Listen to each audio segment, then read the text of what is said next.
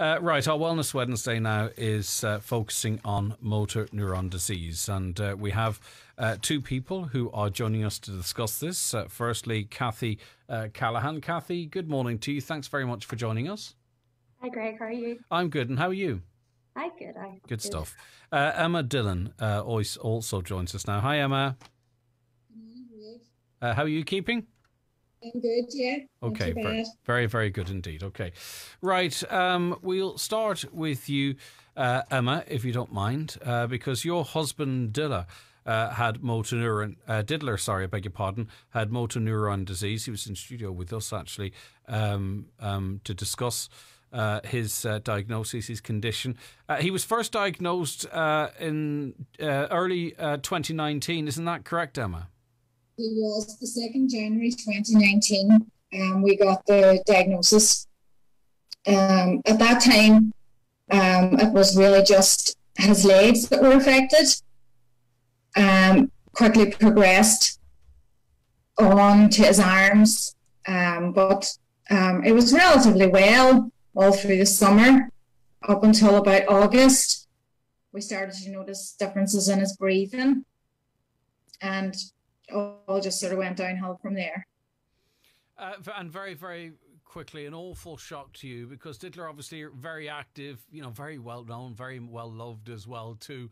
It's just, you wouldn't expect it. It just was a diagnosis out of the blue. It was.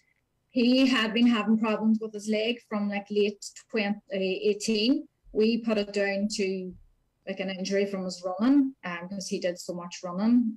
So it just came like a bolt out of the blue to us then.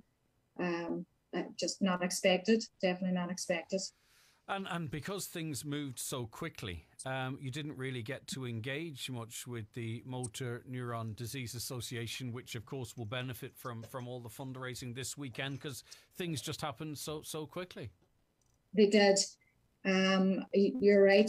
We really didn't get an awful lot from the charity because of that fact. He didn't need an awful lot of equipment and stuff at home, apart from his wheelchair and that. And then it was while he went into hospital and the hospice that everything went downhill. So the charity weren't able to help us, but I know they're so good to so many other families that need it. Yeah. And of course, what we've seen since Charlie Bird's appearance on the Late Late Show was a huge outpouring of support, of sympathy, and of course motivating people to take part in these walks. You as a family enjoyed the same level of support from your community. It was really quite remarkable, wasn't it? How people rallied behind you and wanted to just do everything that they could. It was totally unbelievable. We got that diagnosis and your whole world's just upside down. And then like you see this great community that you live in and people couldn't do enough for us. That for me was really, really unexpected. And for him, I know it was amazing. All the fundraisers, the different events, things that he was able to go to, it was amazing. People are just so good. What's the last wee while been like for you, Emma, I wonder? Do you know, because obviously it's very recent for you, and I presume you're still very much dealing with the loss and the grief. And then we have someone with the same condition speaking publicly. So it's obviously is a reminder for you, but are you pleased that there's more awareness? It must just be a big bag of different emotions for you. It's very mixed emotions. It did take me a while to watch the Charlie Bird interview. I had it recorded. It took me a while to go back to watch it. But I think it's amazing what he's done, because it just feels like the whole country is now talking about MND. And I think that's so important to get that message across of how awful of a disease that it actually is. But at the same time, then it just brings so many memories back to me and to the girls. It's very mixed emotions, but I it's just amazing what he's doing, and you just want to do anything you can to support him and to help anybody that you can. Yeah, for sure, no doubt about that. And we're going to talk about the walk that you're involved in, so stay with us for that, because I mentioned and we said hello to Cathy Callaghan. Yours is a similar story in that it is a family member dealing with motor neuron disease, but it was your mum, your beautiful mum, Winnie, that was affected by this awful disease, Cathy. Yeah. Mum started back in end of October, start of November 2016. She started limping, like it was her left foot started limping, and she was getting seen. She was down in the Kelly and thought it was like Panther's foot or something along them lines. Like they weren't sure. Like we never thought anything. We didn't think it was bad. It's just she was limping. But then it just progressively it got worse, and then it did get that bad now that she was going into hospital and she may got admitted for a night, and then she came out again, and it happened a few times. But then in the start of March 2017, she was admitted for 2 weeks, and she, at the time, I didn't know what was going on. Like we didn't think, we just weren't aware of it. And then she went down to Galway to get the test. I remember saying, go down the ambulance, down for 20 minutes and back up again. And it was that following week, Wednesday. It was a Wednesday, 22nd of March. She got the news then. Her and Dad got the news then that she had motor neurons. And I'm sure one of the most difficult conversations they ever had was explaining it to you, Cathy. And it's such a devastating diagnosis. How do you tell your daughter or your children such news? It must have been awful for them. Yeah, because I remember coming back from school. It was me and my two brothers and my little sister. I remember coming back from school, and it's just clear as day in my head. And their mum was just like, "It was something to tell you." Got the results back, and it's motor neuron, and we didn't know what it was. We were told we never heard of anybody ever having it before, and we were younger as well. We were about 13, we were 16, and we just weren't aware, but we knew it was bad. We just bawled crying, and we shouldn't have locked it up and stuff, but it was just day I never forget. And then from then on,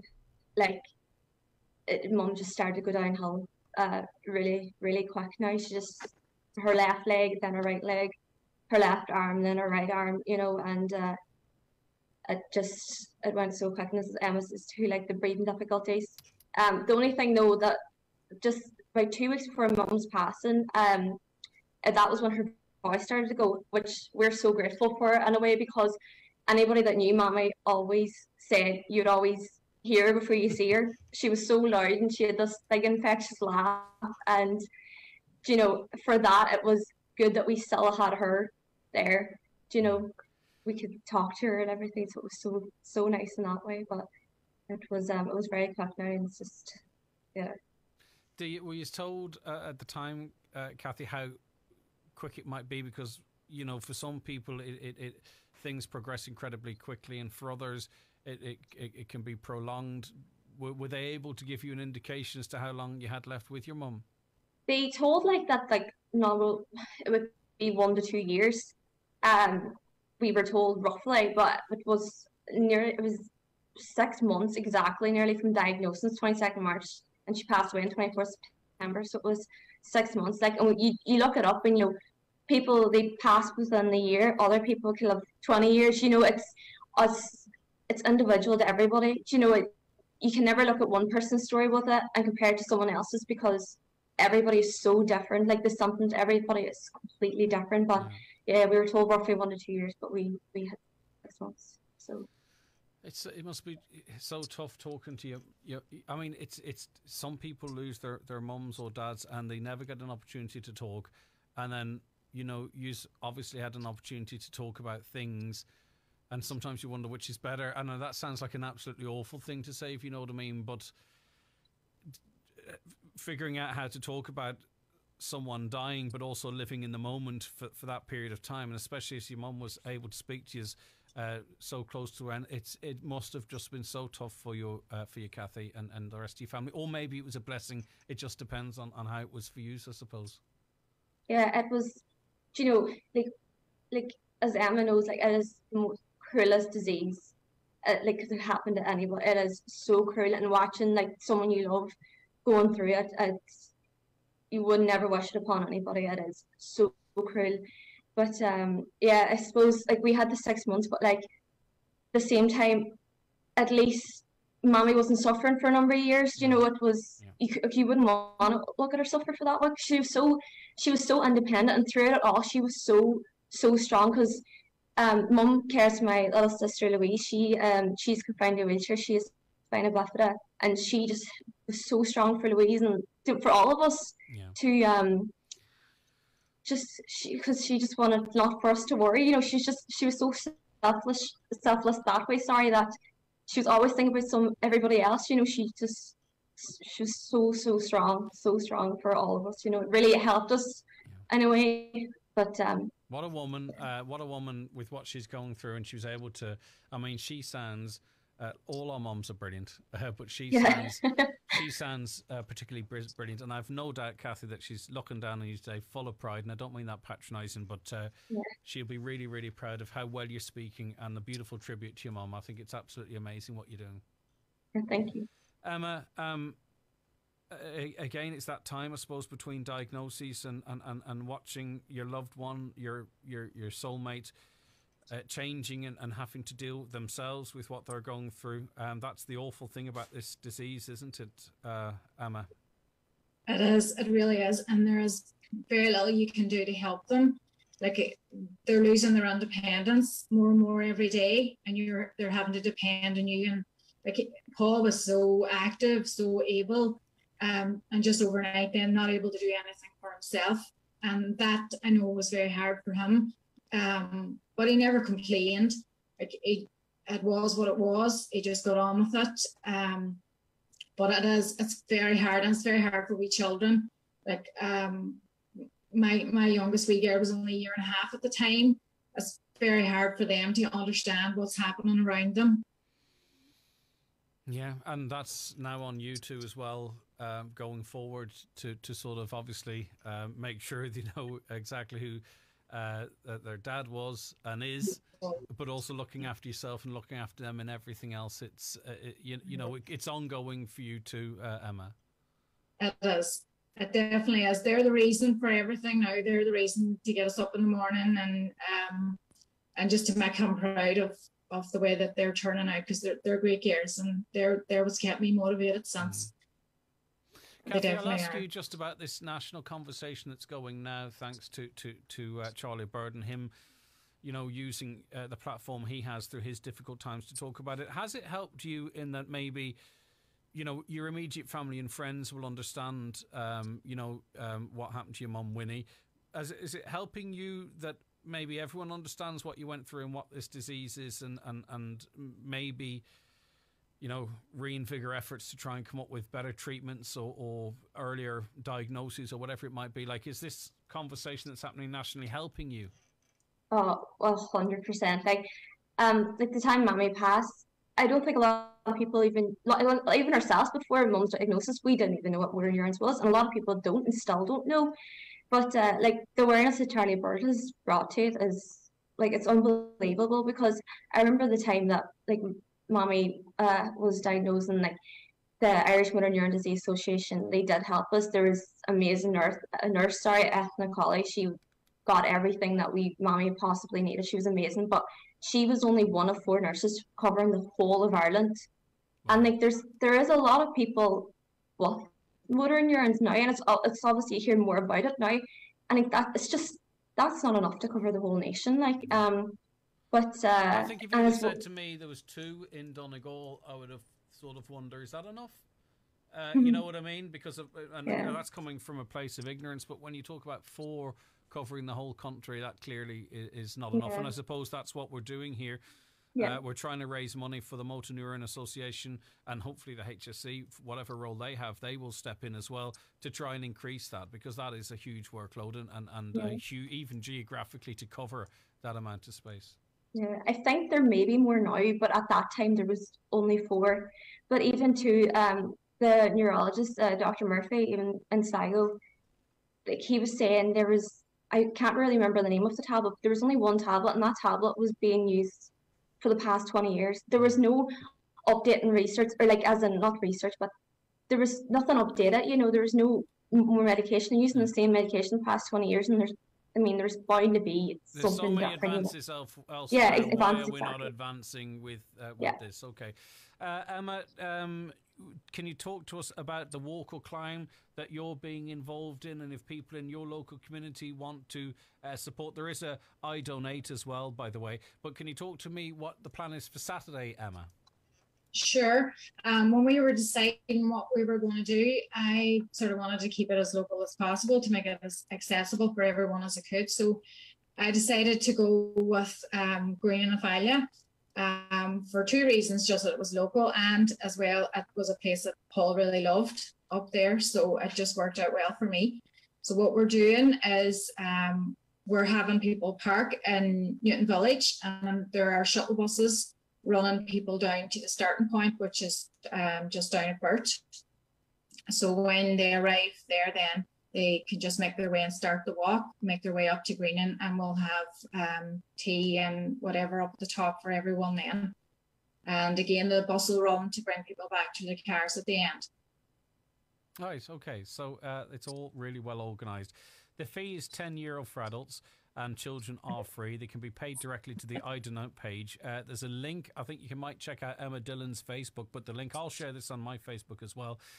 Emma Dillon's fundraising, but we'll share the link because it's a massive URL. What's Saturday going to be like, Emma, do you think?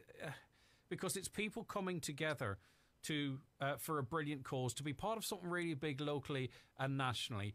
It's also going to be another opportunity to remember Diddler. I'm sure there'll be people there exchanging stories and conversations and memories. You will be there. Obviously, we've talked about the loss, but also I suppose there's a joy in people coming together. What do you think the day will hold? I think it will be a very special day. I think, as you say, a lot of people coming together, people that we won't have seen for such a long time between lockdowns and everything else. And a lot of stories about him. But I just know that he would be so happy to see all these people coming together for him and also for the MND Association. I know he would be really, really happy with that. Yeah, and I think people taking part, in a way, will be doing it in his name. So the euros that they're donating, it's in remembrance of Diddler as well. And I think that's a beautiful honour to him. It is, and it means so much to me and to the 3 years. It's unbelievable. It's great. Well, listen, fair play, Emma, and thanks for joining us. And keep strong and keep moving forward. And we thank you so much for speaking to us. Thank you so much. All right, take care of yourself. It's really nice to have you on the programme. And Cathy, talk to me about the walk that or is it a climb or a walk that you're taking part in? We're doing a walk. We're doing it down at Crossroads Kellygordon. Like that's where Mum grew up, and that's where we all live now. So we're just keeping it local as well, and also making it accessible to everybody because not everybody can climb mountains. So we're just keeping it local now. So it's starting at the Crossroads Procol Hall at 2:30. On Saturday, and it's actually a loop, so we call it the back of the wall, but it's up past the Red Hughes pitch at Mount Hall, and then across Drumfergus, down to Arnagana Road, and it leads you back then into the Procol Hall at the cross. So, and I like this one because it's just under 5k. Yeah. There's a big hill though, to be fair, but it's all downhill after that. Well, I walk up hills backwards, it feels like it's downhill. Come here, and in terms of donations, what's the Facebook page, Cathy? It's called Walk with Winnie. If you search that up, there's more information and stuff on there, and the donation page is also on there. So we're just donations on the day, or into the donation page. So and again, there's refreshments afterwards. You talked about Winnie and her involvement with the likes of the Donegal branch of the Spina and Hydrocephalus organisation, and I know all her colleagues really, really miss her very much because they're messaging in, and as you said, she's a big personality. You'd maybe hear her before you see her, and again, just like Diddler, people will be taking part in this. Maybe a nice opportunity to remember your mum and all the good times, and to raise money for this great cause in her name. And let's do something about full nurses for the entire country, Cathy. Yeah, that's exactly it. Okay. Again, without sounding patronising, you've done absolutely fantastic and made your mummy really, really proud, and we appreciate your time this morning. Thank you so much, Greg. All right, take care of yourself. That's Cathy there. All right, bye-bye, Cathy.